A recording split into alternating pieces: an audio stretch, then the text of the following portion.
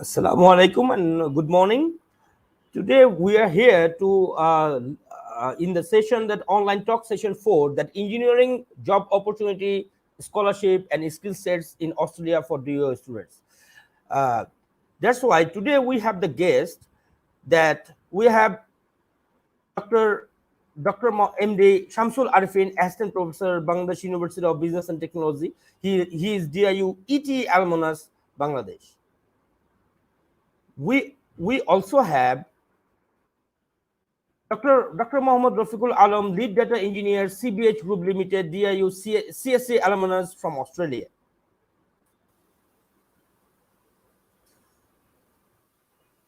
And we also have Engineer MD Leon Bhuya, Tech Force Analyst at Salesforce, DIU ETA alumnus, Australia.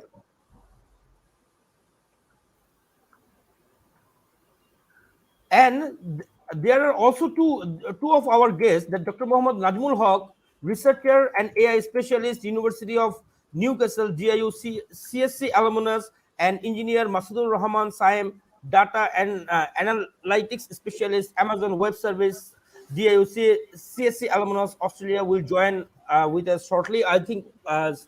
Saim is already here with us. Thank you, Yeah. Mr. Saim. Okay. So, what is about today's session? In today's session, what we're going to do that your alumnus, your seniors, they will actually talk about the how to get a job in Australia, how to get a scholarship in Australia, and what are the skill sets are required to get a job in Australia. When I can remember that I did my bachelor from Brack University, and I was the second batch from the Brack University. So when I started at Brack University, I did not have any senior brother or any alumnus who can guide us to get a job in either UK or Australia or Canada, any other places. But in here, we are lucky that that you have that your senior brothers who are already in the top position. We are saying the word top position because one university is defined based on their alumni. That where the alumni is working, then it will create the branding that definitely International University is a top level university. So today I will not spend lots of time on this. We will directly go to our speakers. So let's talk with we can start from Dr. Mohammad Najmul Haq, researcher and AI specialist, University of Newcastle. Can you discuss with the students about how to from where we can start about getting scholarship in Australia? Thank you, Dr. Imran. I hope everyone can hear me. We can hear you. Yeah. Okay. I'm Mohammad Nazmul Haq. I'm the student of CSC from Daffodil International University. I was from the second batch. I completed my master's from Daffodil International University. Then I joined there as a faculty member. And before I started my PhD, I was there as a senior lecturer in computer science and engineering department. And then in 2012, I came in Australia for doing my PhD in computer science. I have finished my PhD in 2017, and on the same year, I joined at the University of Newcastle as a postdoc research associate, and I'm still working there in the same position. So let's see how I have a just okay. So I'll do a screen sharing to present. Oh, sorry. Select window. Just give me a second. I'm just preparing. Okay.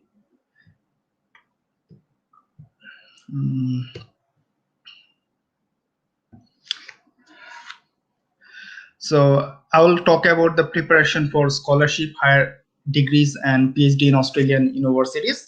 I have already introduced myself, and I think you can see me.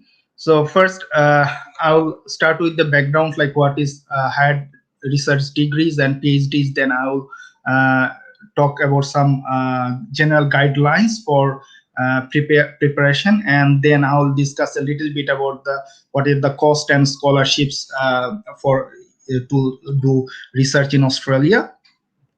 So usually, like there is a joke, PhD comic jokes, very popular one, like which has used an analogy to compare the PhD with a marriage, and usually the typical length of marriage is 7.5 years. This is the US standard, and the PhD is 7 years. But however, in Australia, the length of the PhD is not 7 years. It's usually 3 years.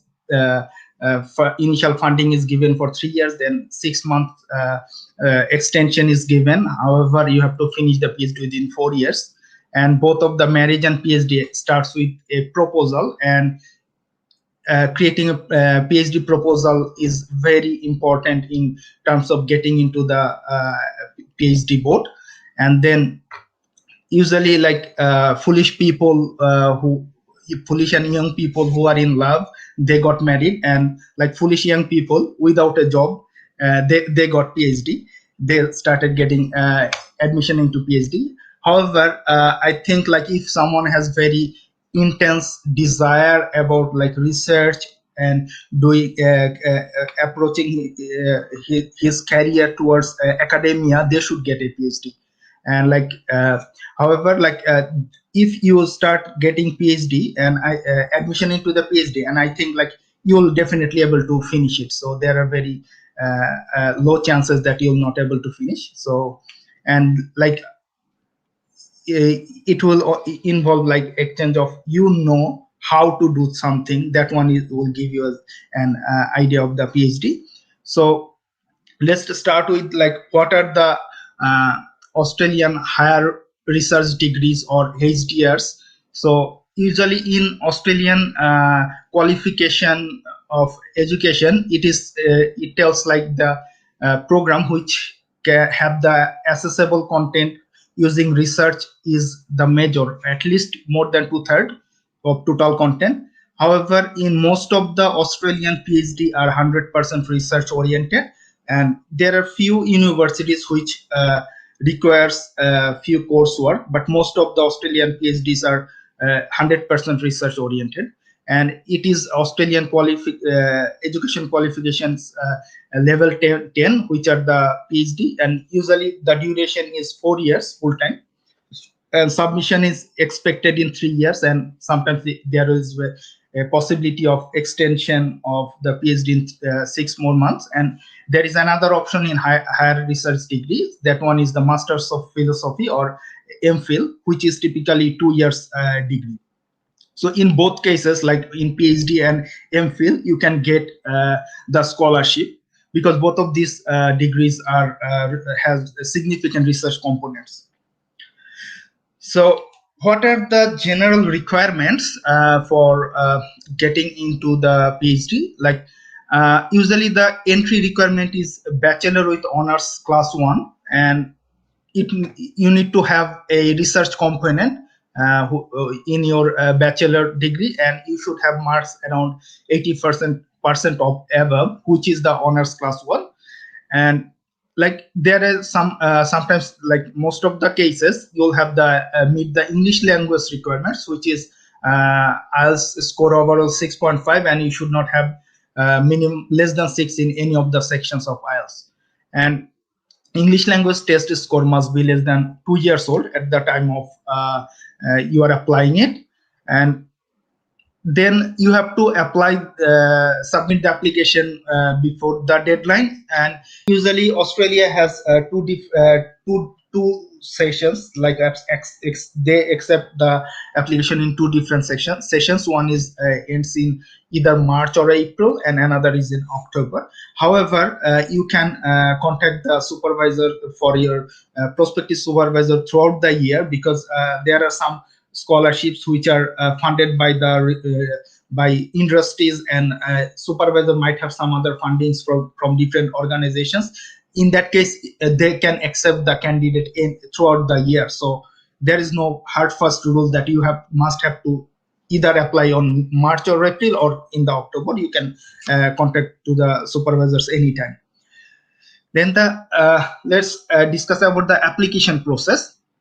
first step is to you have to find a research degree that you want to achieve, and for that one you have to look at the university webpage for the available research degrees that those universities are provided.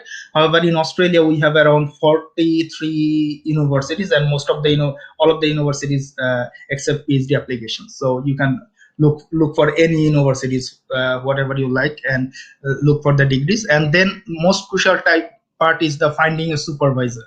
So there are some tips like based like if a supervisor has an affiliation with a CRC, which is the Cooperative Research Center, which are Australia federal government run program, and usually those CRC centers has lots of funding. So that's why, like, if you you should first try looking for the supervisors who has affiliation with CRC. That means that you'll have more probability of getting Australian federal government allocate small amount of monies to all the universities for PhD fundings. However, the CRC and PRCs, the priority research centers, they have some external funding, so you will get more. Your probability will be higher if you can get some supervisor from those groups. And you have to look for like how the experience is the supervisor. It's a prospective supervisor because the experience matters, and you must match your research interest with their supervisors. And then if the supervisor agrees with you taking you, then you have to create a research proposal. However, sometimes some people include a research proposal with the email. That is another approach. You can do that one as well, but the if you can develop a research proposal if you receive a positive response from the supervisor. So that can be another approach. Then you have to apply for the PhD scholarship and admission, and then you have to submit the full application with all the supported documents by the institutional deadline set there. Then first, like, as a candidate, what supervisor looks from a candidate. So first thing is supervisor looks for good CGPA.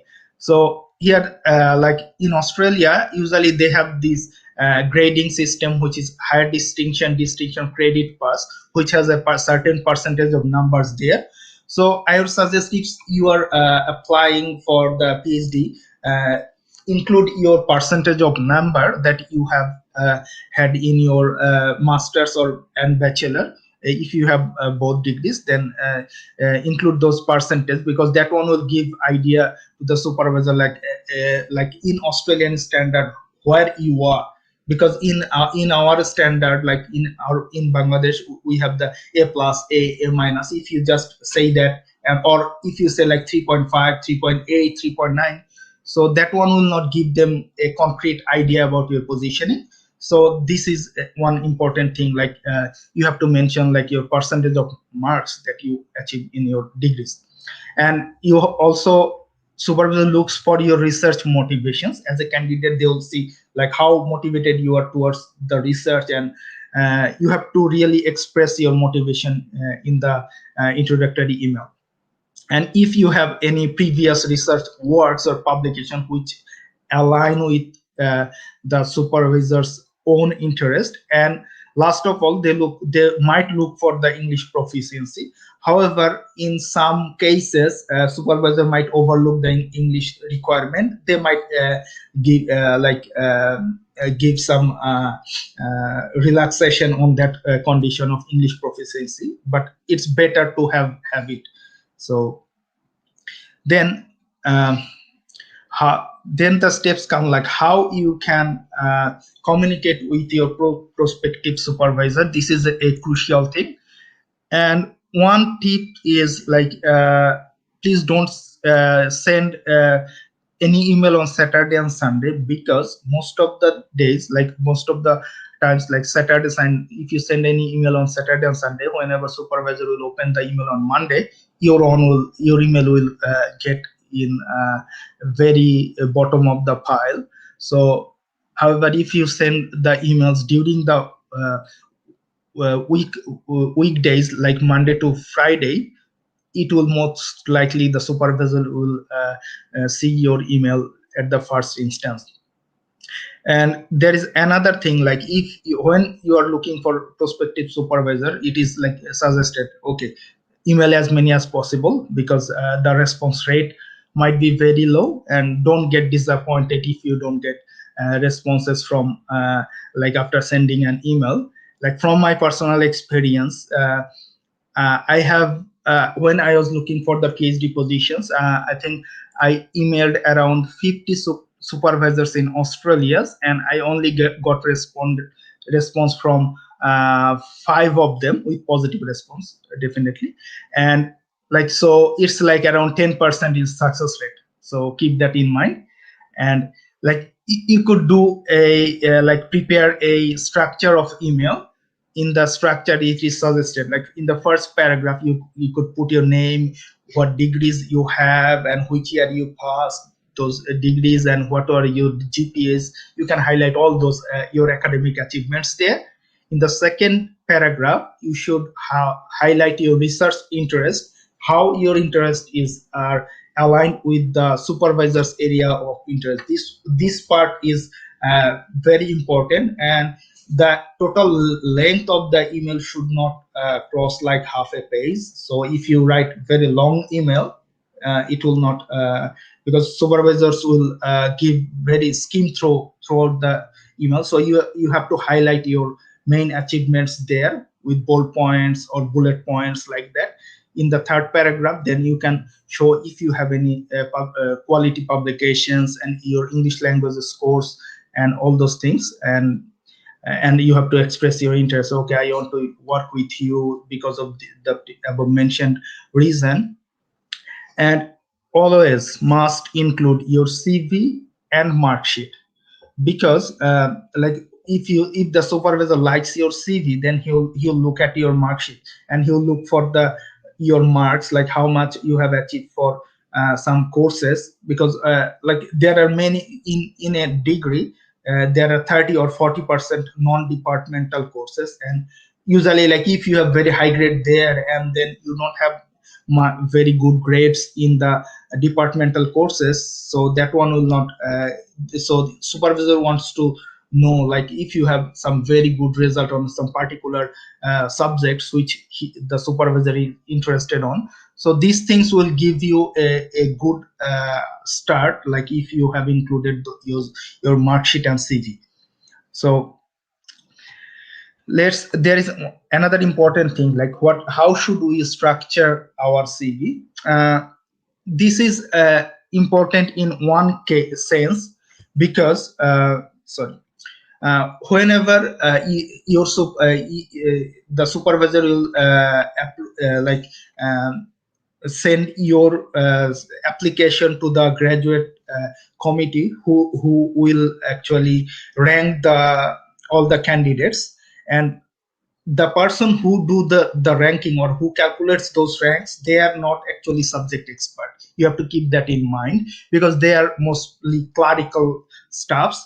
What they will do, they have a set marking guide, and they will take your CV and your marks, your mark sheets and results, and they will calculate the marks. So if you can provide the important facts which carries more marks for the scholarship ranking system, then that one will give you that one will be easier for them to like calculate your marks, because they will not spend much time to finding your qualities from the CV. So if you present everything in a structured way, that one will be helpful. So in the first section, you should mention your personal details, like what which are very common, but just limit them with very few information. Then you can put the education. So you have to start putting the education starting from your most recent academic degrees, like reverse chronological order. And you should include the name of the institutions, year you have passed, and if you have a thesis portion just for the degree, you have to put that one. And when you are providing your grades, in also provide equivalent, how this grade is equivalent to Australian grade. I have provided the Australian grading structure before, so you can from your mark sheet just provide an equivalency there. So that one will give the clerk to easily pick your result, because there are a significant mark in the ranking system for your bachelor and masters or recently completed degree. So this is very important to provide them, which is what is your Australian equivalent standard result. And then you can provide your publication if you have any publication. That is great, because if you don't have any publications, then the chances of getting PhD is admission will be very low, because the publications gives the idea to the supervisor, like at least you have some research training, you know how to do research, so supervisor can get some sort of comfort if you have some publications. And in Australia, usually they follow a era ranking. Is a Australian Research Council approved ranking system. So whenever you are providing your publications, you should provide the ranking, if that one is era ranked, if that journals or conference is era ranked or not. And there is in some cases, the core ranking portal can be used to find what is the standard of your publications in Australian standard. So I have provided the link here, which is code.edu.au/conference-portal. If you go there, then you'll find, you'll put the name of the conference and name of the journals, and it will show you the ranking of that particular conference or journals. And then you have to group your publications by type, like book chapters, then peer-reviewed journal articles, and article presented in conference, etc. Then you have to provide, like, if you have any previously gained any funding or honors or any of the award, like any of the prize, awards, honors, what you have achieved for your recognition of your work. And then you have to include the year and organization that granted that award. These are very important because this carries some marks in the ranking system. Then provide the professional experience, like in teaching, if you have some teaching experiences in the universities or any education level. So you have to provide, like, the subject you have taught and the level of the course, whether those are diploma level or those are university levels, or those are second year course or third year course in the university. So those information will be helpful. And if you have any sort of administrative experiences, that one will be also important in some instances, because there are some scholarships which it requires the person to have some sort of research or some sort of teaching qualification. So in that case, these will help. And then mention your professional affiliation and memberships, and then provide, like, at least three references who can provide a reference for your research work and other. And remember, like, you have to check them whether they want to be your referee or not. So if they are comfortable, then include their information in the CVs. Then there comes, like, whenever the supervisor is happy with you, like with your email, and then they might ask you, okay, let's give me a research proposal. So how you can prepare a research proposal? Usually you should have a research topic or title, and like at initial working title you can provide, and which will describe the content and direction of your project with a very small small title. And then you have to provide the project description, and in the background section you have to clearly find out, like, what is already known and what is unknown. Then you have to set a scene for your specific research or the background. You have to set up the background of the story, what you want to do, and then what are the research questions that you are addressing in your research proposal. Then you have to clearly outline the aims, like what you want to know or prove or demonstrate or analyze or test. Like throughout your research examination, what you will do, you have to clearly set out those aims, and then you have to list all the project aims and in a logical sequence. after you provide the aims, you have to tell like, okay, what are the methodologies that you have to use in the address the research problems, and if you require any particular resources like any special softwares or equipment, you have to excuse me, you have to mention that in the methodology section. Then the another important part of the proposal is uh, establish the importance of the project and highlight its originality, then highlight the benefit, positive expected outcomes, and why your research is important. And finally, you have to set a timetable for each of the deliverables of your research. And like in Australian government scholarships, there are some scholarships which are Australian government scholarship, which are called OSAID or Endeavour scholarship. And then university provided scholarships are there, and most of the scholarships cover approximately all of the tuition fees, which are $40,000 per year, and living allowances, which is 28,000 per year, is approximated allowances, and sometimes it might cover the airfares. And then some expenses are not covered the scholarship, like student health cover. So some universities might cover the scholarship health cover, and some might not. And then as a like in Australian standard, 21,000 is at least required for a person to live. So there are some other figures given for Australian standard cost and living. And I thank you everyone for inviting me to the session, and I would like to transfer my sessions to them.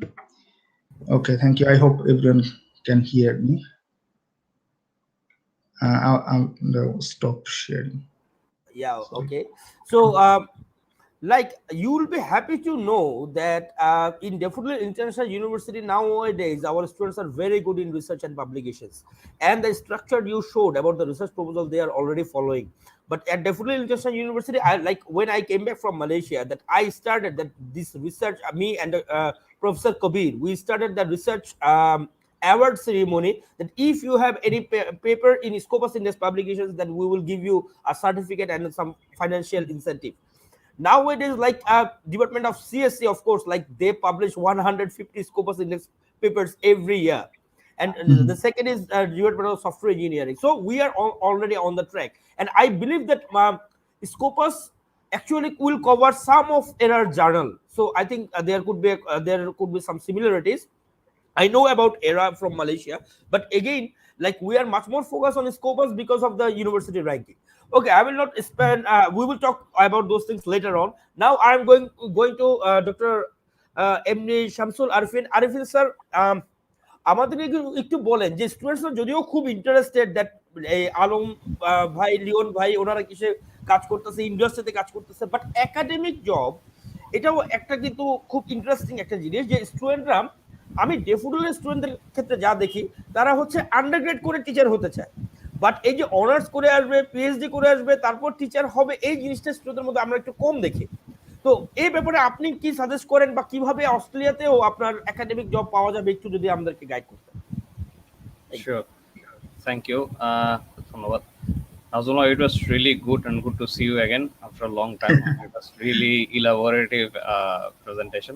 So regarding the jobs in the academic arena, so definitely as Dr. Imran Mahmood was saying that definitely you should have higher degrees when you come and join and start your career as an academics. Maybe at the early stage in our country, we get some opportunities early on to get on board in this sector, but it is definitely much better to have more academic qualifications when you come and join as an academian. So আমি definitely suggest করবো যে তোমরা যারা হচ্ছে teaching লাইনে বা academic ক্যারিয়ারে হচ্ছে জয়েন করতে চাও, তোমাদের একটা হায়ার ডিগ্রি দরকার, এবং এটা হচ্ছে একটা বেস্ট প্ল্যাটফর্ম যে তুমি হচ্ছে বাইরে যদি পিএইচডির জন্য অ্যাপ্লাই করো এবং সেখানে তুমি যদি যাও, then you will get more exposure and see how they are doing. Those people are working on different sectors. What are the odds and events that you will get to know and how to handle those sort of situations. And PhD তে হচ্ছে মানে যখন তুমি স্কলারশিপের জন্য বাইরে যাচ্ছ, তোমার সুপারভাইজারের সঙ্গে তুমি যখন কন্ট্যাক্ট করবা, ওরা তখন হচ্ছে তোমাদেরকে ডেফিনেটলি একটা টিচিং অ্যাসিস্ট্যান্ট বা রিসার্চ অ্যাসিস্ট্যান্ট পজিশনের জন্য নিচ্ছে এবং তোমাকে এখানে ক্লাস হ্যান্ডেল করার জন্য হচ্ছে তোমাকে অফার করবে বা তুমি হচ্ছে চান্স পাবা। So that would be the very first step to get on board in this sector, academic sector. So আমরা যখন হচ্ছে কাজ করি সাধারণত সবাই মোটামুটি টিচিং এর সঙ্গে ইনভলভ থাকি। আমি পার্সোনালি ডিউরিং মাই পিএইচডি হচ্ছে ইনভলভ থাকিনি, আমাকে আমার সুপারভাইজার অ্যাকচুয়ালি ফোকাস করতে বলেছিলেন মোস্টলি R&D তে।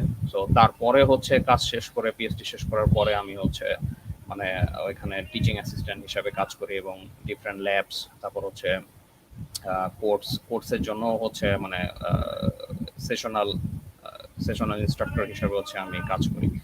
তো এই জিনিসগুলা বিল্ড আপ হবে হচ্ছে তোমার টিচিং নলেজগুলোর উপরে, প্লাস হচ্ছে ওইখানে তুমি হচ্ছে যখন কাজ করতে থাকবা তুমি অনেকগুলো জিনিস শিখতে থাকবা এবং যখন হচ্ছে তোমার R&D ফ্যাক্টটা হচ্ছে খুব বেশি স্ট্রং হবে, তুমি হচ্ছে যখন বুঝতে পারবা বাইরের এনভায়রনমেন্টগুলোর সঙ্গে যখন স্যুট করে যাবা, একদম পুরোপুরি হচ্ছে ম্যাচ করে যাবে, তখন হচ্ছে ওই এক্সপিরিয়েন্সগুলো খুব কাজে লাগবে। ওইটার থেকে বেস করে তুমি যখন বাইরের টিচিং করাটা এখানে শুরু করবা, ওই একটা প্ল্যাটফর্ম খুব ভালো মানে কাজ শুরু করার জন্য। সেম হচ্ছে মাস্টার্স বা হচ্ছে তোমার পিএইচডি, স্পেশালি পিএইচডি মাস্টার্সের জন্য তো ডেফিনেটলি হচ্ছে ভালো, কারণ মাস্টার্স করে তুমি যদি দেশে ব্যাক করো তাহলে তুমি হচ্ছে এখানেও আমি মোটামুটি শিওর বেশ ভালো অপরচুনিটি পাবা রাইট নাও। আর পিএইচডি তে হচ্ছে ডাইরেক্ট অপরচুনিটি গুলো পাচ্ছ, প্লাস হচ্ছে ওদের R&D সেক্টরটা দেখতে পাচ্ছ ওরা কিভাবে হচ্ছে ম্যানেজ করতেছে জিনিসগুলো, প্লাস হচ্ছে ক্লাসের টাইমিং গুলা, ক্লাস কিভাবে হ্যান্ডেল করতে, কারণ বাইরের স্ট্রাকচারে পুরোপুরি এটা টোটালি ডিফারেন্ট আমাদের দেশের স্ট্রাকচারটা থেকে। ওরা অনেক বেশি স্মুথ এবং জিনিসগুলো মানে অনেক বেশি হচ্ছে কি বলে এটা মানে একদম সাজানো। ওই ছকগুলার মধ্যে মানে কাজগুলা করে কমপ্লিট করে খাতা টাতা দেখে রেজাল্ট আপলোড করে সবগুলা জিনিস করতে করতে মানে সময় খুব দ্রুতই চলে যাবে আসলে। তো ওই জিনিসগুলা খুব ভালো একটা মানে এক্সপিরিয়েন্স দিবে। তো তারপর যখন এই এক্সপিরিয়েন্স গুলা আসবে, এগুলো যখন হবে along with your higher degrees, and then when you come back and join as an academics in Bangladesh, or even if you go in any abroad, if you go any different countries, then you'll have that qualification and also the experience, and then you can apply to different universities, not only in Bangladesh but also in other countries. So এই জিনিসটা আসলে মানে খুবই কাজে দিবে। So in terms of academics আমি definitely appreciate করবো যে হচ্ছে মানে বাইরের এই এক্সপিরিয়েন্সটা কাজে লাগিয়ে আমাদের হচ্ছে তোমার ফার্স্ট অফ অল তোমার নিজের হচ্ছে একটা তোমার নিজের জন্য কোয়ালিফিকেশনটা অনেক বুস্ট আপ করবে, তোমার কনফিডেন্স লেভেলটা বাড়াবে। অ্যান্ড অলসো তুমি যখন দেশে আসতেছো, তুমি যখন যেই এনভায়রনমেন্টটার উপরে কাজ করতেছো, দেন তুমি এটাকে অ্যাপ্লাই করতে পারো আমাদের দেশের R&D সেক্টরটাতে হচ্ছে এনহ্যান্স করার জন্য, আপগ্রেড করার জন্য এবং এখানে কন্ট্রিবিউট করার জন্য, যাতে not only yourself but also you are making others everyone happy by doing some application based research. তো আমাদের দেশে অ্যাপ্লিকেশন বেসড রিসার্চের কারণ আমাদের এখানে অনেক স্কোপ আছে দেশে, যেটা আমি এখন কারেন্টলি ফিল করি, যে জায়গায় আমরা হয়তো অনেক বেশি কন্ট্রিবিউট করতে পারবো, অনেক লেটেস্ট টেকনোলজি মেবি আমরা হচ্ছে ওখান থেকে ওরা কিভাবে ইউজ করতেছে এই জিনিসটা আমাদের দেশে অ্যাপ্লাই করতে পারবো। By doing that, we are helping others around us, and also we are making better country, making it better for our country, so that we can live happily, and then if everything goes well. So এই জিনিসটা আসলে maybe focus করতে হবে। তারপরে তুমি তোমার ক্যারিয়ারটা once you get your degree done, and then তুমি just paper publication, research focus এগুলোতে হচ্ছে কাজ করতে থাকবে। তারপরে তোমার হচ্ছে গ্র্যান্টের জন্য অ্যাপ্লিকেশন করবে। এইভাবে হচ্ছে মানে by doing that we'll get the hierarchy and then we'll go up. So আমার কাছে মনে হয় এটা definitely better. So higher studies করে আসে তারপরে হচ্ছে মানে টিচিং প্রফেশনটাতে হচ্ছে এন্ট্রি করাটা মাচ বেটার, কারণ তখন প্লাস হচ্ছে তোমার টাইমটাও তুমি পুরোপুরি ইউটিলাইজ করতে পারবে। তোমার যখন ডিগ্রিটা শেষ হয়ে যাবে তারপরে তুমি তখন হচ্ছে এখানে পুরোপুরি কনসেন্ট্রেট করতে পারবে এবং ধাপে ধাপে জিনিসগুলো হচ্ছে মানে আগাবে আর কি। ওকে, থ্যাংক ইউ আরিফিন স্যার। এটাই আমি স্টুডেন্টদেরকে আসলে রিয়েলাইজ করাতে চাই আর কি, যে একটু বাইরে থেকে ডিগ্রি নিয়ে আসো, অনেক কিছু শিখে আসতে পারবা। বাট তারা মাঝে মধ্যে মন খারাপ করে যে আমি খুব ভালো সিজিপিএ পাইছি 3.9, বাট আমাকে টিচার হিসেবে নেওয়া হচ্ছে না। ইমরান স্যার বলতেছে যে তুমি আগে মাস্টার্স করতে যাও স্কলারশিপ নিয়ে, তারপর আসো, যে ওয়াই। বাট এই যে আপনি যেটা বললেন, I hope that students will understand that হ্যাঁ ঠিক আছে, আমার হায়ার একাডেমিকে ঢুকতে হলে হায়ার ডিগ্রি নিয়ে ঢুকে থাকাই ভালো, কারণ তাহলে নলেজ লেভেলটা অনেক অনেক ইমপ্রুভ করবে। Okay, now I will go to doctor Mohammad Rafiqul Alam. He is lead data engineer, CBH Group Limited. Uh, Dr. Alom, can you, like, your position is very interesting. Data engineer. আমরা এখন বাংলাদেশে ডাটা শুনতে শুনতে আমরা কনফিউজ হয়ে যাই আর কি, that what we are actually doing with data. Software বানাবো না ডাটা নিয়ে কাজ করব। So can you explain? And you have a very in your CV, like I can say very interesting thing, that you are a PhD holder, but you are working in the industry. So can you tell us details about this, about data engineer, and also about your profession? Thank you. Thank you. I hope you can hear me. Yes, Can yes. someone confirm that? Okay, so thanks for the opportunity. Of course, it's an interesting when you look at probably my profile. I get this question often, like you have a PhD, but why you are working in the industry? I guess to answer that question, I would say that I always wanted to work in the industry. Uh, uh, Even when I was doing my PhD. That's one. And the other uh, point that I would like to make is uh, after PhD, when you do postdoc and in the academic uh, areas, uh, it's not an, I think Dr. Najmul and all of you will agree, it's not an 8 hours job. So you can't say it's an 8 hours job. You'll have to like probably dedicate yourself like 10, 12 hours every day. So uh, I think I had enough of that experience when I did my Master of Philosophy for 2.5 years and then my PhD for 4.5 years. So I thought I had enough of that in my 7 years of academic training. So I wanted something stable for eight hours, like 9 to 5 job. Plus, of course, industries have their challenges as well. Like you have to be, you have to come up with a solution right on time that solves the problem. And there is always pressure from the business that the solution that you are delivering is up to the mark and it's trying achieving the goals. So that's this pressure is also there. Uh, the second point is data engineering is I think it's in last few years. I think last five 5 years I would say, like it's becoming one of the prominent uh, titles. Like it's about as the title suggests, it's doing working with data, like, and the engineering part is like you have your applications and transactional systems in various parts of the business. What we do is we build pipelines to read data from those transactional systems. By pipelines, I mean it could be using state-of-the-art technology. In my role, I use Azure uh, as the Azure stack for ingesting data from various transactional systems. And then once we move the data from source system to a landing area, we prepare and we do some transformation on the data so that it's meaningful for the business. So uh, data is stored in different ways. Like in the transactional systems, it's stored in a way that may not be meaningful for the business. So we are the professionals in the middle who dive deep into the data of the transactional systems. We also go to the business to understand what they need, and we fill the gap in the middle. We do transformation, we do processing, and we present data in a way that makes some sense to the business, and so that they can make informed decision based on data. So the main purpose is to help the business to make data-driven decision, like what should I do what should be our next move, or how have we performed in last 5 years? So things like that. Uh, I think, yeah, that's all from me.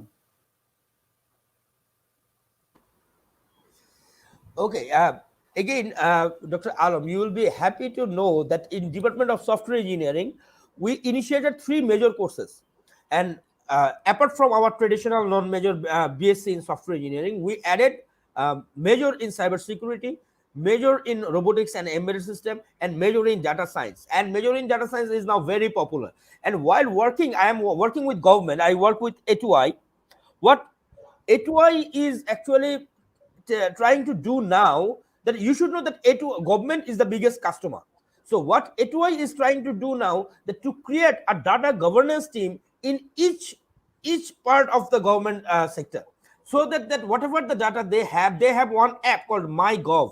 ওই গভের ডাটাটা নিয়ে তারা কি করবে সেটা নিয়ে কিন্তু তারা এখন অনেক কাজ করতেছে। So in future, of course, you can contribute to not only the our university, you can also contribute to our government as a consultant. So now I will go to uh, engineer Masudur Rahman Saem, data and analytics specialist, Amazon Web Service, Amazon CSC alumnus. Yeah, Saem bhai, you can, আসসালামু ভাইয়া। yeah, you just tell me about something. We know about Amazon, we know about AWS. Just tell me how I can get a job over there, or not only me, also our students, how we can get a job. Um, thank you everyone. আসসালামু আলাইকুম। আমাকে add করার জন্য এটা একটা বিশাল সুযোগ actually, আমার ফেলো অনেককে দেখার জন্য এখানে। So I'll get back to the job opportunity part as well. So usually the way আমি think করি about, for example, like অনেকেরই ড্রিম থাকে। আমার পার্সোনালি একটা ড্রিম ছিল, আমি ইন্ডাস্ট্রিতে অ্যারাউন্ড 20 ইয়ার্স কাজ করি, আইটি ইন্ডাস্ট্রিতে। আমার মনে আছে যখন আমি আইটি ইন্ডাস্ট্রিতে ব্যাক ইন 1998 or 1999 স্টার্ট করি আমি ফক্স প্রো দিয়ে। সো আমার মনে আছে তখন থেকে আমার একটা প্যাশন ছিল, আমি মাইক্রোসফট.com সাইটে প্রতিদিন যেতাম, এবং মাইক্রোসফট তখন যখন সাইটটা বানাতো ওরা কিছু না কিছু ডিজাইন চেঞ্জ করতো, এবং আমার খুব ভালো লাগতো যে কিভাবে তারা ডিজাইন চেঞ্জ করে অ্যাডপ্ট করে। আমার সবসময় একটা স্বপ্ন ছিল যে এরকম একটা টেক কোম্পানিতে কাজ করব। তো এটা বলার একটা কারণ, সেটা হচ্ছে যে ওই স্বপ্নের সাথে প্যাশনটা থাকা খুব জরুরি, এবং সাথে সাথে রিয়েল ওয়ার্ল্ডে কি হচ্ছে সেটার সাথে যদি নলেজটাকে রিলিভেন্ট করা যায়, তাহলে আমার মনে হয় এটা পসিবল যে কারো পক্ষেই কোনো একটা স্পেসিফিক টার্গেট অ্যাচিভ করা। তো সেই দিক থেকে ইয়েস, রিলিভেন্ট নলেজ গেদার করা, কারেন্ট মার্কেটে কি হচ্ছে সেই অনুযায়ী কাজ করা, এক্সপিরিয়েন্স গেদার করা, তাহলে ইভেন্চুয়ালি আমার মনে হয় যে আপনাকে টার্গেট করতে হবে না, ওর কোনো একজন স্পেসিফিক পার্সনকে টার্গেট করতে হবে না চাকরির জন্য। চাকরি আপনার কাছে আসবে মানুষ যখন আপনাকে চেনা শুরু করবে, মানুষ যখন আপনার কন্ট্রিবিউশনটা দেখবে। সো প্যাশন নিয়ে কাজ করাটা খুব বেশি জরুরি মনে হয় আমার কাছে, টেক ইন্ডাস্ট্রিতে স্পেশালি। ফর এক্সাম্পল লাইক আমি এখনো পর্যন্ত প্রতিদিন আমাকে নতুন নতুন অনেক কিছু শিখতে হয়, কারণ ফর এক্সাম্পল আমি এশিয়া প্যাসিফিকে অনেক কাস্টমারের সাথে কাজ করি, লার্জ এন্টারপ্রাইজ, সফটওয়্যার ইন্ডাস্ট্রি। তো দেখা যায় যে যখন আমি অনেক এন্টারপ্রাইজের সাথে কাজ করি, আমাকেও অনেক নতুন কিছু শিখতে হয়, কারণ সবসময় একটা নতুন ভিউ আসছে, এবং যে ডোমেইনে আমি কাজ করি সেই ডোমেইনটা যেটা আপনি বললেন ডক্টর ইমরান, যে ডেটা অ্যানালিটিক্স নিয়ে সবাই কথা বলছে, রাইট? কারণ হচ্ছে মেশিনগুলো পাগল হয়ে গেছে, মেশিনরা অনেক বেশি ডেটা জেনারেট করা শুরু করছে এখন। So to make a sense of those data আমাদের ডিল করতে হচ্ছে নতুনভাবে, নতুন অ্যাপ্রোচ আমরা প্রয়োগ করছি। যেমন আলম ভাই বলছিলেন about data engineering pipeline create করা। সো ইন্টারেস্টিং অনেকগুলো কাজ হচ্ছে এই ক্ষেত্রে, বাট সেই ক্ষেত্রে অলসো বিইং অ্যালার্ট যে কি হচ্ছে, কি ট্রেন্ড আসছে, এবং সেগুলো নিয়ে পড়াটা খুব জরুরি। তাহলে আমার মনে হয় অবশ্যই সম্ভব যে কোনো আপনার পছন্দের যে কোনো একটা জব পাওয়া, অথবা যে কোনো একটা কাজ করা যেটাতে আপনি সুপার সাকসেসফুল হবেন। সো আই হোপ এটা আপনার কোয়েশ্চেনের আনসার দিলাম। ওকে, থ্যাংক ইউ। তো আমাদের next we will go to engineer MD Leon Huier, tech force analyst at Salesforce. এটা হচ্ছে স্টুডেন্টদের জাস্ট বলার জন্য দ্যাট আমরা আসলে Google, Facebook and Google, Facebook, তারপর এই ইয়াহু এসবের নাম এত শুনি that we have no idea that what is actually Salesforce. Salesforce is one of the big industry in around the world, and they actually deal with the um, CRM system, right? Leon bhai, CRM system. It is a huge thing. So again, I will bring my CV to Leon bhai. And so Leon bhai, can you tell me that how the students of DIU and also me that can get a job in Salesforce? Yeah, of course. Thank you. Hi, good morning, everyone. Good morning to everyone in Bangladesh, and good afternoon to my Australian brothers. All right. Thanks for having me here today. I'll explain about the roadmap to get a job in world famous IT industries. Before that, I would like to briefly introduce myself. And one more thing, I had my second dose of my vaccine yesterday, so I'm feeling a bit dizzy today. Please excuse my dizziness. Okay, so I was a student of ET department, 15 batch. I can see Samsul Arfin sir is here. He was my senior brother as well as my lecturer as well. I did one course under him, and so after completing my graduation in ET, then I came to Australia to complete my master's degree. I did my master's in IT, and networking was my major. And so I know it's a bit confusing for us when we do processing our visa, or we make our decision to go abroad for study. So I was consulting with with my teachers, like Rasha sir. I was doing my thesis with Rasha sir. He's in Canada at the moment. I was consulting with Taslim Arfin sir. So I get some ideas from them, and I was researching online how can I pursue my master's in abroad. So I had few countries in mind, like Australia, Canada, USA. So finally I got the chance to do my master's in Australia. Okay, I'll cut it short. Okay, getting a job in world famous IT companies in Australia. As you know, Australia is we consider Australia as the first world country, and almost all the big IT companies, they have offices in Australia. For like Google, Salesforce, Oracle, AWS, Amazon, you name it. And to get a job in these industries, you need the right skill sets. To get the skill sets, you can do your certifications, you can do internship to get some experience. And to get job in Australia is really important to get some local experience. They really value the local experience. If you're applying from overseas, make sure you have a few years experience. You have the right skill sets.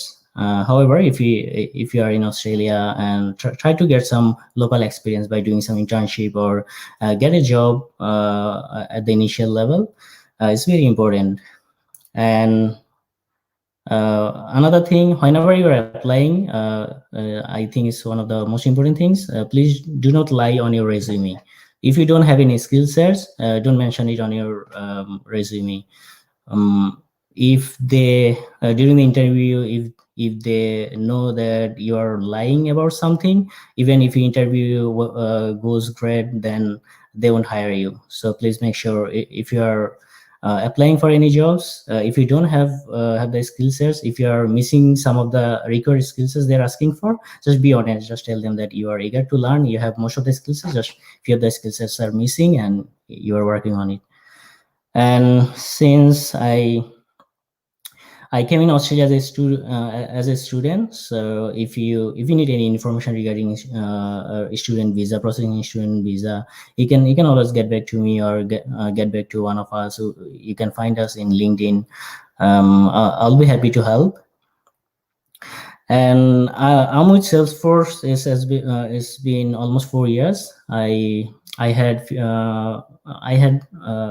few years experience before joining Salesforce. Okay, so the big companies, they always look for the skill candidates. So they always have openings. They always will post their jobs. Keep your eyes on their website. Or in Australia, we have some job websites like BD Jobs. In Bangladesh, we have seek.com, Indeed, or you can check LinkedIn as well. So the big companies, they have another pattern to hire candidates. They initially they hire people as a contractor. They will give you 6 months or 1 year contract, and if they are happy with your performance, if you are making difference to the company, then they will make you permanent. That's how it works. And yeah, I would say if you're from ET or CSE, please work on your skill sets. As everyone mentioned, it will get you a job. And in the first world countries like Australia, Canada, there are lots of jobs, lots of technical jobs. So you won't be disappointed. If you have the skill sets, the job will find you. Thank you. Thank you Leon ভাই। So আমরা almost লাস্টের দিকে চলে আসছি, but before conclude, like মানে এটা হচ্ছে যে জাস্ট ডিসকাশনের মতো। এখানে সবচেয়ে সিনিয়র কি, doctor Arifin or doctor Alam? Who is the senior most?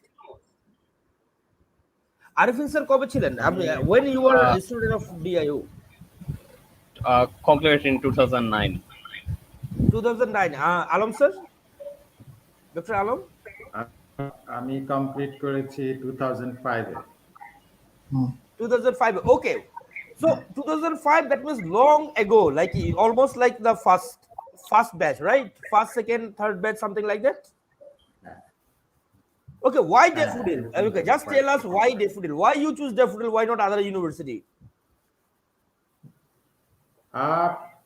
এটা একটা ভালো প্রশ্ন। আসলে আমরা একটা স্পেশাল ব্যাচ ছিলাম। আমরা অন্য একটা ইনস্টিটিউট থেকে আমরা প্রায় 16 জনের একটা গ্রুপ, আমরা ট্রান্সফার করে এখানে এসেছিলাম। তো আমরা ওই গ্রুপ থেকে আমরা অনেকগুলো ইউনিভার্সিটি কম্পেয়ার করেছিলাম, এবং ফাইন্যান্স, কোন ইউনিভার্সিটিতে খরচ কেমন, এটা একটা বিষয় ছিল। আরেকটা বিষয় ছিল যে ইন দ্য লং রান কোন ইউনিভার্সিটিটা আমরা মনে করি যে ভালো করবে। তো আমাদের হাতে একটা অপশন ছিল, অফকোর্স খরচ কেমন প্লাস লং রানে কোনটা ভালো করবে। আমরা ইভেন্চুয়ালি, এটা ফ্রেন্ডসদেরই ডিসিশন, আমরা ডিসাইড করলাম যে আচ্ছা হয়তো ড্যাফোডিল ইউনিভার্সিটিটা ইন দ্য লং রান ভালো করবে। এটা এখন বলতে পারেন যে ওই বয়সে একটা মানুষের জাজমেন্ট আর কতখানি। সো আমাদের জাজমেন্ট এটাই ছিল, বেসড অন ধরেন আমরা ক্যাম্পাস ভিজিট করে প্লাস ইনফরমেশন ব্রোশিউর দেখে প্লাস সবকিছু মিলে আমাদের কাছে মনে হয়েছিল যে ইউনিভার্সিটিটা will go a long way, and we are lucky that it worked out. Okay, thank you. Okay, Arifin sir, any memory of your like you are still proud of, any good memory of Daffodil International University when you were a student? Memory তো আসলে মানে countless, কারণ আমি as a student এবং as a faculty, in fact even নাও আমি এখনো মানে আমার ড্যাফোডিলে হচ্ছে আমার কলিগদের সঙ্গে কন্ট্যাক্ট আছে। তো মেমোরি আসলে মানে প্রচুর। তো তারপরও মানে ছোট ছোট অনেক জিনিস একদম ফার্স্ট ক্লাস। একটা নোটেবল বলেন তো স্টুডেন্টরা বুঝবে যে you all are also human being. ওকে, তারা তো এরকম মনে করতে পারে যে না জানি আমরা সব সায়েন্টিস্ট হয়ে উঠে যাচ্ছি, but we are also human being, and when we were a student we were just like them. এটা জাস্ট বোঝানোর জন্য একটা ছোট মেমোরির কথা বলেন। আচ্ছা, তাহলে একদম ফার্স্ট ইয়ারের কথা বলতেছি। ফার্স্ট ইয়ার আসলে মানে হচ্ছে ক্লাসে বসে আছি, তো আমি আমার ফ্রেন্ডদের সঙ্গে সবাই হচ্ছে একসঙ্গে ফার্স্ট বেঞ্চে মানে বসে, তাহের স্যার আমাদের ফিজিক্স ক্লাস নিচ্ছিলেন, ফিজিক্স সাবজেক্ট ছিল। তো আমার পাশে যে ফ্রেন্ডরা ছিল ওরা হচ্ছে মানে খুব নয়েজ করতেছিল। স্যার একবার দুইবার তিনবার ঘুরে মানে বেশ কয়েকবার স্যার খুব রেগে গেছে। তারপর লাস্টে এক পর্যায়ে গিয়ে স্যার বলছেন না, সবাই কথা বলতেছে সব বাইরো, সব বাইরো। এখন হচ্ছে ফার্স্ট বেঞ্চ ওরা বের হয়ে গেছে, তো আমি কোনো কথা বলি না, আমি পাশেই ছিলাম, ওদের সঙ্গে সঙ্গে আমিও বের হয়ে গেছি। তো এখন মানে পরে আমার বেরোয়ার পরে ফ্রেন্ডরা বলতেছে যে তুই বেরোলি কি জন্য, তোরা তো বেরোতে বলেন। ফার্স্ট বেঞ্চে মনে হয় সবাই বলছে, তাই আমিও বের হয়ে গেছি। একই সঙ্গে মানে বেরোয় পরে আবার আমাদের এখানে ব্লাড ডোনেশন চলতেছিল, নিচে গিয়ে পরে ব্লাড ডোনেট করে পাশে চলে আসছি। তো এরকম টাইপের মানে ডিফারেন্ট জিনিসপত্র গুলো আছে। তো এটা একটা খুব নোটেবল, স্যারকেও No, খুব of মিস course. করি। Of course. Okay, Dr. Najmul Haq, can you suggest anything that in our IT, not only computer science, in software engineering, in ET, technology-based subjects, we should follow something from Australian curriculum? Anything important that we can integrate? In Australian curriculum, they have usually the bachelor course are 3 years, and they put all of the like courses within for a 6-month long. However, like in our universities, we know like we have to get more like the trimester, run the sessions in trimester system. I know like it's not possible to change the entire system in a single overnight. However, I feel like whenever I was a student, I also feel like 4 months were like for my personal experience, I was not very good or not very bright student. I was in the middle category student. I feel uh, like within 4 months it was too much. We had to get on, and I think like if we can. I'm not sure like how university is currently running. If they have like they can extend like the semester from 4 months to like 552 or something like that, where like if we can get a more time, then we would have get like better knowledge, because during our time we had 3 class tests, 2 midterms, some assignments, and then we also had to do some presentations. Like we felt like we didn't have enough time to really get the content about the subject. However, like this one is like my personal experience here. I feel like whenever the students are having the course, like after they progressed up to the half of the course, they have 1 or 2 week off, so that they can take a breath and then again start for the remaining part. I think like we could have, because in our country it's not possible to put like 2 weeks holidays in between the semester, at least like 1 week, so that a student can have some like place to breathe. So I think that one might be one approach that university can think of, like if that one is feasible for the universities, everything, then they should have gone for that one. And I know I know already the Daffodil International University's curriculum is like top class. There is nothing that I could suggest like you could include, but the approach, we should give some breathing time for the student. That's Oh, my feeling. thank you. Thank you. Okay, next I will go to Leon Bhai. Just add that one question I was asked from the students, that আমি software engineering এ পড়ছি, computer সায়েন্সে পড়ছি, এখন আমি একটু customer oriented বা service oriented জবে যাওয়ার জন্য আমি কি মাস্টার্স করব নাকি আমি এমবিএ করব? তো as you are working with a CRM based,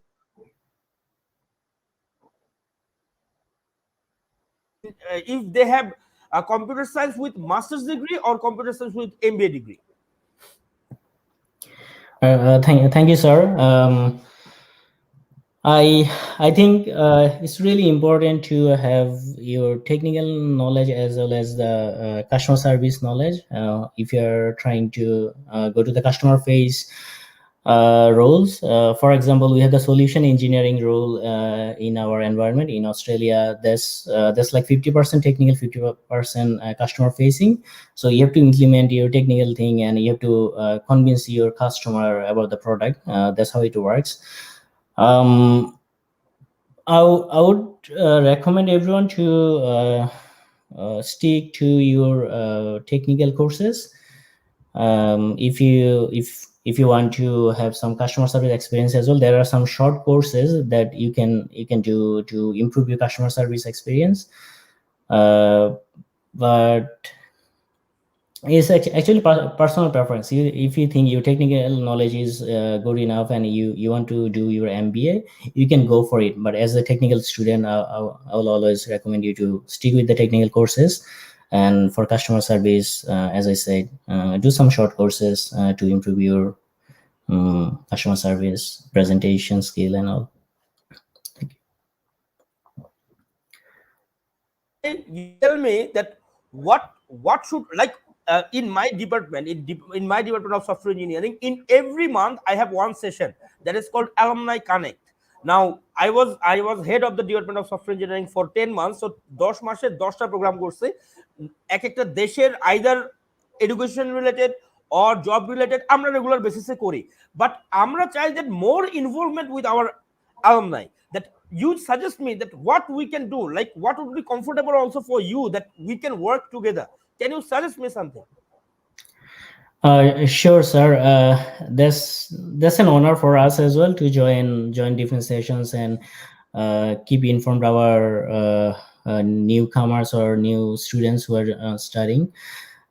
As you know, we are having busy life here. So since you are having a session every 2 weeks or fortnightly, I would recommend you can have one of us for every session you do, so that we don't have to repeat the session. We don't have to join the session every fortnightly. So you can have me on one session. You can have maybe sign by to another session. This way, it don't feel we won't feel that it's too much for us, and we'll be honored to join as well. And Saim bhai, can you hear? Yes. Yeah. Can you suggest that how you can contribute to us, like alumni ra আপনারা কি দিতে পারবে এখন আমাদেরকে? Like we have informative session, but how you can help our university? 100%. So যেটা Leone ভাই যেটা বললেন যে অনেক ধরনের গাইডেন্স আমরা দিতে পারি। যেমন আমি আমার এখন কারেন্ট মার্কেটে কি ধরনের ট্রেন্ড চলছে সেগুলো নিয়ে গাইডেন্স দিতে পারি, কি অ্যাপ্রোচ তারা নিতে পারে সেগুলো নিয়ে কথা বলতে পারি। ইভেন আমরা স্পেসিফিক কোনো একটা কনসেপ্ট টপিকে যেতে পারি যে হেই তুমি জানো 3 টিয়ার আর্কিটেকচার কিভাবে ডিজাইন করে, কিভাবে এত বড় বড় লার্জ স্কেল অ্যাপ্লিকেশনগুলো চলে, সেগুলো নিয়ে কনসেপ্ট। সো এক হচ্ছে জেনারেল আইডিয়া দেওয়া যায় যে তুমি তোমার ক্যারিয়ারকে কিভাবে বানাবে, যে কিভাবে অ্যাপ্রোচ করবে। আর আরেকটা হচ্ছে স্পেসিফিক যে ইন্ডাস্ট্রি কিভাবে চলছে, যে একটা বড় লার্জ স্কেল ওয়ার্কলোড কিভাবে চলে, যেখানে পার সেকেন্ডে মিলিয়ন ট্রানজাকশন হয় ফর এক্সাম্পল, কিভাবে এই টাইপের লার্জ স্কেল ওয়ার্কলোড ডিজাইন করে, কি ধরনের টেকনোলজি ইউজ করে, সেগুলো নিয়ে যেমন আমি আমার দিক থেকে কথা বলতে পারি অবশ্যই। না আমি এডিশনাল কিছু জিনিস অ্যাড করতে চাই, যেমন আপনি বোধহয় আরো বেশি জানতে চাচ্ছিলেন যে স্টুডেন্টরা কিভাবে শুরু করতে পারে। সো ফর এক্সাম্পল যদি আমি আইটি ওয়ার্ল্ডের কথা বলি, অনেকগুলো ডিফারেন্ট ডোমেইন আছে, ডোমেইন এরিয়া আছে, রাইট? যেমন এখন কারেন্ট ডোমেইন এরিয়া হচ্ছে বিগ ডেটা নিয়ে মানুষ অনেক কাজ করছে, ক্লাউড কম্পিউটিং অনেক কমন একটা কনসেপ্ট, এখন খুবই পপুলার কনসেপ্ট ইন জেনারেল, সেটা নিয়ে মানুষ কাজ করছে। দেন মেশিন লার্নিং একটা স্পেসিফিক এরিয়া যেখানে অনেক মানুষ কাজ করছে এখন এবং হাইলি ডিমান্ডেবল এরিয়া।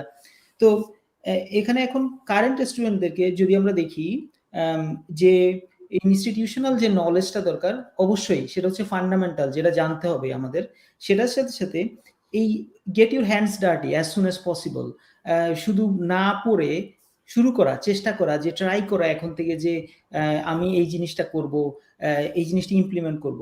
তো তাহলে যেটা হয় প্রথম থেকে আইডিয়া ক্রিয়েট হয় যে কি করা যায়। দেন সে যখন প্র্যাকটিক্যালি কাজ শুরু করে, not only job, it doesn't has to be a job, এটা নিজে কিছু একটা করা, তাহলে হচ্ছে সে আইডেন্টিফাই করতে পারবে তার প্যাশনটা কোন জায়গায়, weather it is a software engineering, weather it is আমি ক্লাউড নিয়ে কাজ করতে চাই, ডেভঅপস নিয়ে কাজ করতে চাই, আমি মেশিন লার্নিং পছন্দ করি, আমি সেটা নিয়ে কাজ করতে চাই। যখন একটা পার্সন সেটা আইডেন্টিফাই করতে পারে, দেন নেক্সট থিং হচ্ছে ওকে নাও প্ল্যান করি আমরা যে ঠিক আছে কিভাবে সেটা অ্যাচিভ করবো, right? For example in general এখন ক্লাউড নলেজ হচ্ছে মাস্ট। আপনি টেক ইন্ডাস্ট্রিতে আছেন, ক্লাউড সম্বন্ধে জানেন না, there is no way, it's too backdated just to think about traditional way of on-prem technology, let's say. So cloud নিয়ে আপনাকে জানতেই হবে। সো যখন ক্লাউড নিয়ে আপনি জানার চেষ্টা করবেন অথবা একটা স্টুডেন্ট জানার চেষ্টা করবে, তারপর সে চিন্তা করবে যে ঠিক আছে নেক্সট অ্যাপ্রোচগুলো কি আমি জানতে চাই, মার্কেটে যদি যেতে চাই। ফর এক্সাম্পল কেউ একজন গ্র্যাজুয়েশন করলো, এখন যেমন কিছু ডিসকাশন হচ্ছে যে গ্র্যাজুয়েশনের পরে কি আমরা মাস্টার্স করব নাকি আমরা জবে যাব। অবশ্যই এটা ডিবেটেবল এবং এটা পার্সোনাল প্রেফারেন্স। আমি পার্সোনালি প্রেফার করি get your hands dirty, get some experience, and then get the higher education so that you can relate back to what you have done so far, right? But again, it's debatable. So যখন সে ওটা শুরু করে তখন সে জানতে পারবে যে কি করা উচিত। ফর এক্সাম্পল ক্লাউড কম্পিউটিং এর কিছু ফান্ডামেন্টাল নলেজ নেওয়া, তারপর সে কোন দিকে যেতে চায়, যে ডেভঅপস নিয়ে আমি কাজ করতে চাই কিনা। ফর এক্সাম্পল অস্ট্রেলিয়াতে মাইগ্রেশন নাম্বার ওয়ান, আমি বলতে পারি যে নাম্বার ওয়ান প্রায়োরিটি এখন, কারণ অস্ট্রেলিয়া হচ্ছে one of the country in the world যেখানে ক্লাউড অ্যাডপশন খুব হাই অনেক কান্ট্রিগুলোর চেয়ে। তো তার মানে এখানে যদি কেউ একজন জব মার্কেটে আসতে চায়, সেই ক্ষেত্রে সে যদি ক্লাউড নলেজগুলো জানে, কিভাবে মাইগ্রেশনগুলো হয় অনপ্রেম থেকে, এই কনসেপ্টগুলো সম্বন্ধে জানে, তার জন্য খুব ইজি একটা জব পাওয়া। সেকেন্ড, আমি আমার অনেক ফ্রেন্ডদেরকেও বলি, অনেক সময় যারা রিসেন্টলি মাইগ্রেট করে বাংলাদেশ থেকে আসে, আমি বলি যে এই তুমি যদি কুবারনেটিস জানো, you gonna get a job within 2 or 3 months. It's just for fun, but again saying that তার মানে হচ্ছে যে হাইলি ডিমান্ডেবল কিছু টেকনোলজিও আছে। কন্টেইনার কনসেপ্টটা খুবই ডিমান্ডেবল। সো তার মানে কন্টেইনার কনসেপ্টে জানা, কন্টেইনার নিয়ে কাজ করা, সেকেন্ড অ্যাপ্রোচ। থার্ড হচ্ছে ডেটা অ্যানালিটিক্স, যেটা আলম ভাই আগে বলছিলেন যে ডেটা অ্যানালিটিক্সের অনেক ডিমান্ড। সো ডেটা অ্যানালিটিক্সের ক্ষেত্রেও তাহলে হচ্ছে যে আপনার স্টুডেন্টরা যদি ওটা নিয়ে কাজ করে, নলেজ গেদার করে, অস্ট্রেলিয়াতে সেই টাইপের জবও অনেক আছে। সো ওভারঅল আমি বলবো যে ইনস্টিটিউশনাল যে পড়ালেখাগুলো করতে হবে, তার সাথে সাথে এই এডিশনাল নলেজগুলো খুব জরুরি কারেন্ট মার্কেটের সাথে নলেজটাকে রিলিভেন্ট করার জন্য। Now if you want to take a job in Australia, the first challenge I faced, আমি অস্ট্রেলিয়াতে আসছি 2014-এ, অ্যামাজনে আছি 6.5 years। প্রথম চ্যালেঞ্জ আমি যেটা ফেস করছি, আমি 700 জবের অ্যাপ্লাই করলাম, ইন্টারভিউ কল পাইছি আমি 4টা থেকে। একজন আমাকে ডাকছে এবং সে বলছে যে wish you all the very best for the next interview. তার মানে আমি জবটা পাইনি, রাইট? বাট আমি অলরেডি বাংলাদেশে একটা মিড লেভেল পজিশনে অনেকদিন কাজ করি, আমি পার্সোনালি বিলিভ করতাম যে আমার অনেক experience. So then I started identifying where the gap. প্রথম গ্যাপ আমি আইডেন্টিফাই করলাম যে নলেজের গ্যাপের চেয়েও কমিউনিকেশন গ্যাপটা অনেক বেশি। যখন আমরা, এবং অলসো কালচারাল গ্যাপটা অনেক বেশি। It's not only communication gap but also cultural gap. The way we express, the way আমরা কমিউনিকেট করি, এটা খুবই ডিফারেন্ট অস্ট্রেলিয়ার কালচারে কিভাবে আমরা কমিউনিকেট করি। সো এগুলো অবশ্যই জানা খুব জরুরি। আমি দেখি যেমন আমাদের প্রতিবেশী কান্ট্রি থেকে প্রচুর লোক বাইরে জব পায়, কিন্তু আমি ফ্রাস্ট্রেটেড হই যখন দেখি যে আমরা বাংলাদেশিরা বাইরে তেমন জব পাই না, কিন্তু আমরা প্রচুর ট্যালেন্টেড লোক বাংলাদেশে আছে, কিন্তু হাইলি ট্যালেন্টেড লোক আছে, স্টিল আমি দেখি রেশিও হচ্ছে আমাদের প্রতিবেশী দেশের বেশি আমাদের চেয়ে। এবং সেই ক্ষেত্রে আসলে স্কিলটার চেয়ে আমার মনে হয় আদার যে সফট স্কিলগুলো জরুরি, সেগুলোতে আমরা বেশি ফোকাস করি না, সেগুলো ফোকাস করা উচিত। কমিউনিকেশনটা অনেক বেশি ইম্পর্টেন্ট, স্টোরি টেলিং বেশি important. So what is story telling? Story telling is আপনি যে কথাটা বলতে চান, একটা কথা বলার সময় কথাটা কোন ধরনের অডিয়েন্সকে বলছেন সেই অনুযায়ী কথাটাকে বানানো। ফর এক্সাম্পল আমি এখন যখন এখানকার স্টুডেন্টদের সাথে কথা বলছি, আমি ক্লাউড বলছি, কন্টেইনার বলছি, আপনারা বোঝেন কারণ আপনারা এই ইন্ডাস্ট্রি নিয়ে রিলেভেন্ট পড়ালেখা করছেন। তো আমি যখন আরেকটা অডিয়েন্সের সাথে কথা বলতে যাব, আমি তখন যদি ক্লাউড বলি, বুঝবে না। আমার বাবার সাথে যখন অ্যামাজন নিয়ে কথা বলি, ফর এক্সাম্পল আমার বাবা ভাবে যে ই কমার্স শপ এটা, দ্যাটস ইট, রাইট? সো তার মানে যখন একটা কথা বলছি, আমার অ্যাচিভমেন্ট বলছি, আমি কি জানি বলছি, এটা স্টোরি টেলিংটা খুব জরুরি। অডিয়েন্সের উপর নির্ভর করে যে কোন ধরনের অডিয়েন্সের সাথে কথা বলছি, সেই অনুযায়ী সুন্দরভাবে বলা। এবং আমার মনে হয় এটা অনেক বড় গ্যাপ আমাদের, যেটাতে আমাদের প্র্যাকটিস করা খুব বেশি জরুরি, যাতে আমরা নিজেদের স্কিলটাকে ঠিক মতো প্রেজেন্ট করতে পারি। So that's one thing I would highly encourage যে আপনারা ট্রাই করবেন। সো বাংলাদেশে আমার মনে হয় যে যখন আমরা বাইরে জবে ট্রাই করি, one of the easiest way আমরা ট্রাই করি যে ঠিক আছে আমরা স্টুডেন্ট ভিসায় আসবো, তারপরে এখানে কিছু শিখবো, তারপর করবো।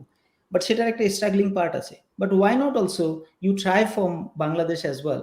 তো সেই ক্ষেত্রে টেকনিক্যাল নলেজের চেয়ে আমার মনে হয় মেইন গ্যাপ হচ্ছে কমিউনিকেশন গ্যাপ, অ্যান্ড অলসো কিভাবে আপনার স্টোরিটা আপনি বলছেন সেটার গ্যাপ। তো সেগুলোর সম্বন্ধে জানা, ইউটিউবে প্রচুর আপনি এই ধরনের ইনফরমেশন পাবেন, পড়ালেখা করতে পারেন ওগুলো নিয়ে, সেগুলো খুবই জরুরি আমার মনে হয়। লাস্ট আমি বোধহয় অনেক সময় নিচ্ছি, আরেকটা জিনিস বলবো, সেটা হচ্ছে যে ফলো করা ইন্ডাস্ট্রিতে, যে অন্য যারা আছে ইন্ডাস্ট্রিতে অলরেডি কাজ করছে, আপনি যেটাতে ইন্টারেস্টেড তারা কি ধরনের কাজ করছে সেটা ফলো করা, তাহলে বোঝা যে লেটেস্ট ট্রেন্ডটা কি। Then also start contributing in the community.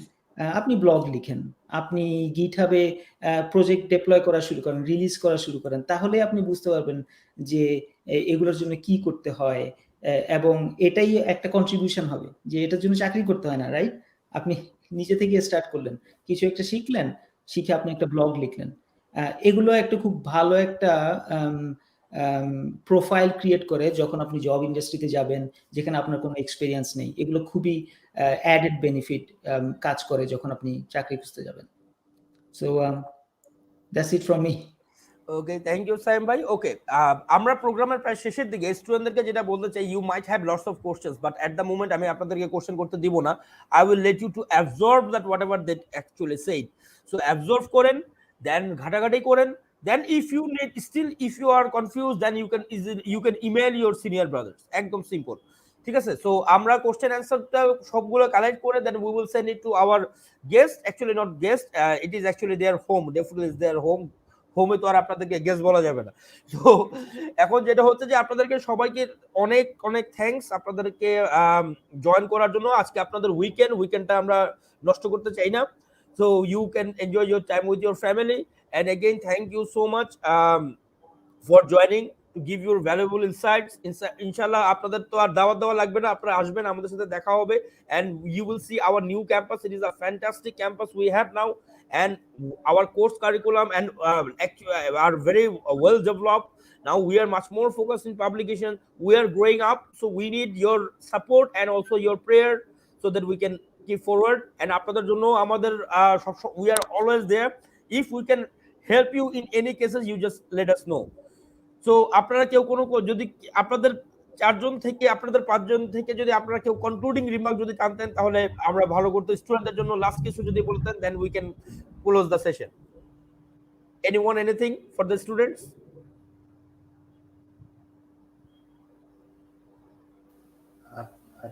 I think আমি মানে কনক্লুশনটা এভাবে করতে পারি, মানে যেহেতু আমার দুই সাইডেই এক্সপিরিয়েন্স আছে, মানে নাজমুল ভাইয়ের presentation is absolutely spot on. ওনার যে সাজেশনগুলো উনি ইনক্লুড করেছে ওগুলাকে সিরিয়াসলি নেওয়া এবং ওই ব্যাপারে একটু চিন্তা করা। কেউ যদি পিএইচডি এবং হায়ার ডিগ্রি বা রিসার্চ এই লাইনে চিন্তা করে। আর সাইম ভাই পরে যেটা বললেন, আমি শেষ করতে চাচ্ছি একটা রিসেন্ট এক্সাম্পল দিয়ে, যে আমার টিমে আমি রিসেন্টলি আমরা একজনকে একটা পজিশন ওপেন ছিল, তো আমরা মার্কেটে জবের জন্য অ্যাডভার্টাইজমেন্ট দিয়েছি। তো এখানে অনেকগুলা ক্যান্ডিডেট সিভি জমা দিয়েছে, ওইখান থেকে আমরা 3 জনকে শর্ট লিস্ট করে 3 জনকে ইন্টারভিউ নিয়েছি। তো আপনারা অবাক হবেন শুনলে যে আমরা ফাইনালি যাকে অফার দিয়েছি সে কিন্তু ইন্টারভিউতে তার র্যাঙ্কিং নাম্বার 1 ছিল না, তার র্যাঙ্কিং ছিল নাম্বার 2। সো কেন ওকে আমরা অফার দিয়েছি? বিকজ তার ছিল কিছু সফট স্কিলস, কিছু প্রেজেন্টেশন স্কিলস, যেটা অন্য ক্যান্ডিডেটটা যে ফার্স্ট ছিল আমাদেরই র্যাঙ্কিং করা, মার্ক করা, যাকে আমরা নাম্বার 1 র্যাঙ্ক করেছি, তাকে আমরা জবটা অফার করি ইভেন্চুয়ালি। সো এগুলো আর কি, যে একটা টেকনিক্যাল নলেজ অবশ্যই লাগবে। আই থিঙ্ক লিওন ভাই মেনশন করছে যে সিভিতে আপনারা যা মেনশন করছেন অবশ্যই এটা ব্যাক আপ করতে হবে ইন্টারভিউতে গিয়ে। আপনারা যাতে আপনার সিভির সাথে যাতে আপনার ইন্টারভিউর রিলেভেন্সটা থাকে, কারণ যারা আপনার ইন্টারভিউটা নিচ্ছে they are very experienced. They will find it out within 2 minutes. They will ask 2 questions and they will know what's going on. On top of that, I think একটু soft skills, personal skills, communication skills এগুলা কিভাবে develop করা যায় এই লাইনেও যদি একটু আপনারা কাজ করেন তাহলে আপনার জন্য খুবই ভালো হবে। Thank you. Thank you, very good suggestion. আমরা লাস্টও আমরা একটা জিনিস জানলাম যে আসলে ইন্টারভিউ বোর্ডে যারা থাকে তারা জানে যে স্টুডেন্টরা কি, তো সিভিতে এত লেখা লেখলেই হবে না, কোনটা চাপা আর কোনটা সত্যি, এটা they can understand within few minutes. তো থ্যাংক ইউ এগেইন সবাইকে, সবাই ভালো থাকবেন। থ্যাংক ইউ ভিউয়ার্স, আপনাদের কোশ্চেনগুলো আপনারা ফেসবুকে পোস্ট করে দিতে পারেন বা আমাদের ইন্টারন্যাশনাল অফিসে সেন্ড করে দিতে পারেন। দেন